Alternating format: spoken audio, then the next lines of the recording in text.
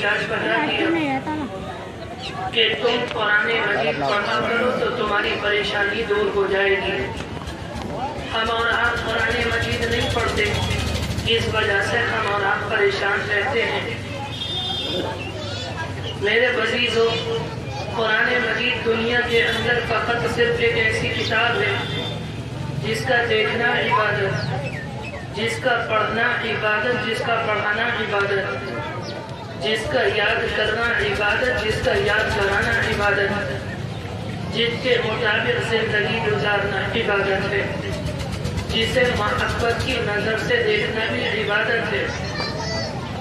हमने और आपने अपने घरों में एचर या मकनातीस देखे होंगे, जिसे हम और आप चिम्मक कहते हैं, जो लोहे को अपनी तरफ खींचती है या लोहे की तरफ खींचकर चली जाती है। कुरान मजीद भी अल्लाह तबारक व तआला की रहमतों को खींचने वाली किताब है। कुरान मजीद के अंदर फरमाया वइज़ा क़ुरिअल क़ुरआन, जिस मौके पर कुरान मजीद पढ़ा जाए फस्तमिऊ लहु, तो कुरान मजीद को गौर से सुनना चाहिए। वंसितू, और खामोश रहना चाहिए। लअल्लकुम तुरहमून, ताकि तुम्हारे ऊपर अल्लाह तबारक व तआला की रहमतें बरसें।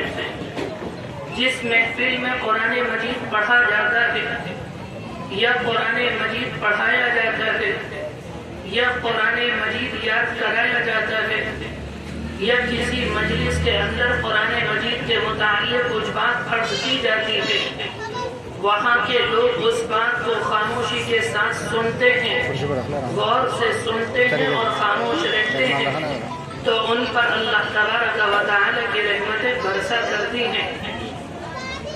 दुनिया के अंदर सिर्फ कुरान मजीद एक ऐसी किताब है, इसके अलावा कोई ऐसी किताब है जिसके हुफ़ाज़ सैकड़ों की तादाद में इस दुनिया के अंदर मौजूद हो। लेकिन कुरान मजीद एक ऐसी किताब है जिसके याद करने वाले आपको मिलेंगे हर इलाके में, जिसके याद करने वाले आपको मिलेंगे हर बस्ती में, हर महल्ले में, हर शहर में।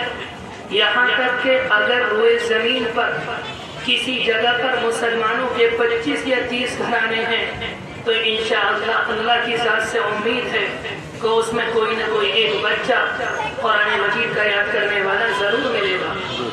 इसलिए कि अल्लाह तबारक व तआला ने इस कलाम की हिफाजत की जिम्मेदारी खुद ली है, और कुरान मजीद का याद करना अल्लाह तबारक व तआला ने अपने बंदों के लिए बहुत आसान कर दिया। इतना आसान कर दिया, कुरान मजीद देखने में तो बहुत मोटी किताब नजर आती है, लेकिन इसे 7-8 साल का बच्चा बाआसानी याद कर लेता है। इसे जवान याद कर लेते हैं, इसे बूढ़े याद कर लेते हैं और इसे अधेड़ याद कर लेते हैं। इसलिए कि अल्लाह तबारक व तआला ने कुरान मजीद का याद करना अपने बंदों के लिए आसान कर दिया। मेरे बुजुर्गों, हम और आप कुरान मजीद नहीं पढ़ते, हमारे घरों में कुरान मजीद नहीं पढ़ा जाता।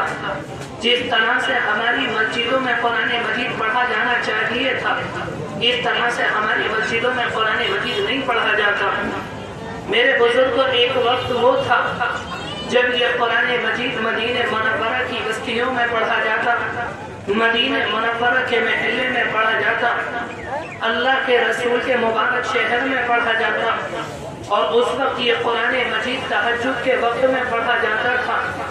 अगर कोई इंसान तहज्जुद के वक्त में मदीने मुनव्वरा की गलियों में गुजरे तो हर गुजरने वाले को इस तरह से आवाज़ आती थी कुरान मजीद की, जिस तरह से शहद की मक्खियों की भिनभिनाने की आवाज़ होती है।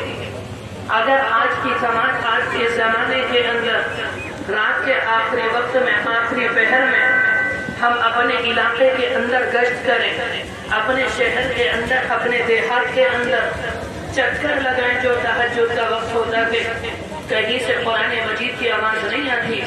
अगर उस वक्त में आवाज़ आती हुई होगी तो टेलीविज़न की आवाज़ आ रही होगी या मोबाइल की आवाज़ आ रही होगी या गाने और बजाने की आवाज़ आ रही होगी या कव्वालियों की आवाज़ आ रही होगी।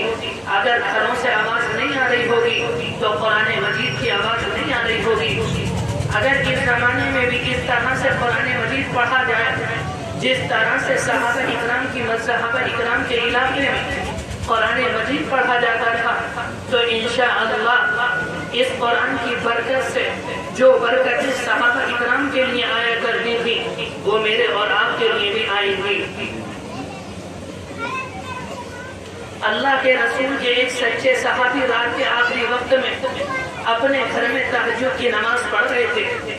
تہجد کی نماز پڑھتے پڑھتے ان کا جی چاہا کہ میں قرآن مجید کو ذرا بلند آواز سے پڑھوں، لیکن برابر میں ان کا ایک معصوم بچہ لیٹا ہوا تھا اور بچے کے برابر میں ان کا گھوڑا بندھا ہوا تھا۔ جب وہ قرآن مجید کو پڑھتے، جب وہ نماز کے اندر قرآن مجید کو پڑھتے ہوئے اپنی آواز بلند کرتے تو ان کا گھوڑا بھٹکنا شروع ہو جاتا، تو انہیں اس بات کا خطرہ ہوتا کہ یہ بچے کو نقصان نہ پہنچا دے۔ وہ اپنی آواز کو پست کر لیتے، پھر ان کا جی چاہتا وہ آواز کو بلند کرتے، لیکن گھوڑا بھٹکنا شروع کر دیتا، پھر وہ اپنی آواز کو پست کرتے۔ رات بھر یہی سلسلہ جاری رہا۔ بالآخر انہوں نے تہجد کی نماز مکمل کی۔ نماز سے فارغ ہو کر انہوں نے اپنے دونوں ہاتھ اوپر کو اٹھائے، اور جب ان کی نگاہیں آسمان کی طرف اٹھی تو انہوں نے دیکھا کہ ستاروں کی مانند کچھ روشنیاں ہیں جو ان کے سر کے اوپر سے آسمان کی جانب جا رہی ہیں۔ وہ ان روشنیوں کو دیکھ کر حیران اور پریشان ہو گئے۔ وہ صبح میں پیغمبر علیہ السلام کے پاس آئے اور آپ علیہ السلام سے اپنا پورا واقعہ عرض کیا کہ اللہ کے رسول، میں نے تہجد کی نیت کی، اگر میں بلند آواز سے قرآن مجید پڑھتا تو میرا گھوڑا بھٹکنا شروع ہو جاتا، میں آواز کو پست کرتا تو گھوڑا بھی بھٹکتا نہیں۔ اس کے بعد جب انہوں نے پیغمبر علیہ السلام کو رات کا پورا واقعہ بیان کیا، آپ علیہ السلام نے ان سے کہا تھا، میرے پیارے تمہیں ڈرنے کی ضرورت نہیں، تمہیں گھبرانے کی ضرورت نہیں، وہ اللہ کے فرشتے تھے جو تمہارا قرآن سننے کے لیے آسمان سے نیچے آئے تھے۔ ایک مرتبہ پیغمبر علیہ السلام تہجد کے وقت میں مسجد نبوی کے اندر تشریف لے کر آئے۔ آپ نے دیکھا کہ ایک طرف حضرت عمر رضی اللہ عنہ تہجد کی نماز پڑھ رہے اور ایک طرف ابوبکر رضی اللہ عنہ نماز پڑھ رہے ہیں۔ دیکھا کہ ابوبکر رضی اللہ عنہ بہت آہستہ آہستہ قرآن مجید کی تلاوت کر رہے اور عمر رضی اللہ عنہ بآواز بلند قرآن مجید کی تلاوت کر رہے۔ جب ان لوگوں نے اپنی نماز کو مکمل کیا، وہ دونوں پیغمبر علیہ السلام کے پاس آئے۔ آپ نے معلوم کیا، ابوبکر تم اتنی آہستہ قرآن مجید کیوں پڑھ رہے تھے؟ اور عمر رضی اللہ عنہ سے معلوم کیا، تم اتنی زور سے قرآن مجید کیوں پڑھ رہے تھے؟ ابوبکر رضی اللہ عنہ کہتے ہیں، اے اللہ کے رسول، اس ذات کو سنانا مقصود تھا جو سینوں کے بھیدوں سے واقف ہے، مجھے زور سے پڑھنے کی کیا ضرورت ہے؟ عمر رضی اللہ عنہ نے جواب دیا، اے اللہ کے رسول، سویوں کو جگا رہا تھا اور شیطان کو بھگا رکھا تھا۔ میرے بزرگوں، اگر صحابہ اکرام قرآن مجید پڑھتے تو شیطان بھاگ جاتا تھا۔ اس زمانے کے اندر سال کے 11 مہینے ہم اور آپ قرآن مجید کھول کر نہیں دیکھتے۔ رمضان المبارک میں قرآن مجید کھولتے ہیں اور جیسے ہی قرآن مجید کا پاؤں پارا ہوتا ہے یا ایک رکوع یا 2 رکوع ہوتے ہیں، یا تو گھر سے فون آ جاتا ہے یا کوئی دوست بلا لیتا ہے، ہم قرآن مجید کو بند کر کے اپنے کاموں کے اندر الجھ جاتے ہیں۔ ایسا لگتا ہے کہ اگر ہم قرآن مجید پڑھتے ہیں تو ہمارے پاس شیطان آتا ہے اور ہمارا قرآن مجید بند کرا دیتا ہے، ہمیں قرآن مجید سے غافل کر دیتا ہے۔ میرے بزرگوں، ہمیں اس جذبے کے ساتھ قرآن مجید پڑھنا چاہیے، اس محبت کے ساتھ، اس شوق کے ساتھ قرآن مجید پڑھنا چاہیے جس جذبے سے صحابہ اکرام قرآن مجید پڑھا کرتے تھے، تب جا کے اللہ کی برکتیں آیا کرتی ہیں۔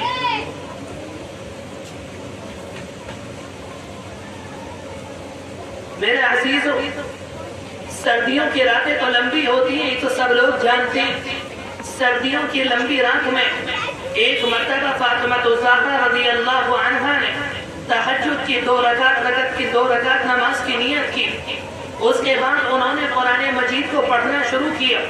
وہ قرآن مجید پڑھتی رہی۔ ان کی نماز بہت زیادہ لمبی ہو گئی۔ جب انہوں نے اپنی نماز سے وہ فارغ ہوئی تو انہوں نے دیکھا کہ صبح صادق کا وقت قریب ہے۔ اس کے بعد انہوں نے آسمان کی طرف اپنے ہاتھ اٹھائے اور دعا میں رونے بیٹھ گئی، رو کے اللہ سے یہ شکایت کر رہی تھی، اے اللہ آپ کی رات کتنی چھوٹی ہے، آپ کی رات کتنی مختصر ہے کہ میری 2 رکعت نماز مکمل نہیں ہوئی، آپ کی پوری رات ختم ہو گئی۔ اسی طرح سے ایک مرتبہ پیغمبر علیہ السلام نے 2 رکعت کی نیت باندھی، آپ علیہ السلام نے بہت لمبی نماز پڑھی، بہت لمبی نماز پڑھی، یہاں تک کہ آپ کے پاؤں مبارک کے اوپر ورم آ گیا۔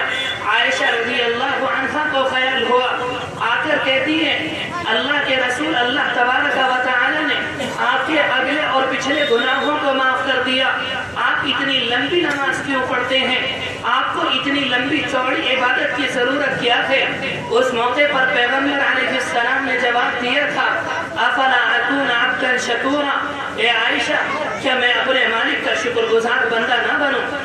اس زمانے کے اندر اگر ہمارے امام صاحب مغرب کی نماز 6 منٹ میں پڑھا دیں یا عشاء کی نماز 10 منٹ میں پڑھا دیں، فجر کی نماز 15 منٹ میں پڑھا دیں تو مقتدیوں کی نگاہیں سرخ ہو جاتی ہیں اور وہ کہتے ہیں امام صاحب نماز میں بہت دیر کرتے ہیں، آپ ذرا جلدی کیجئے۔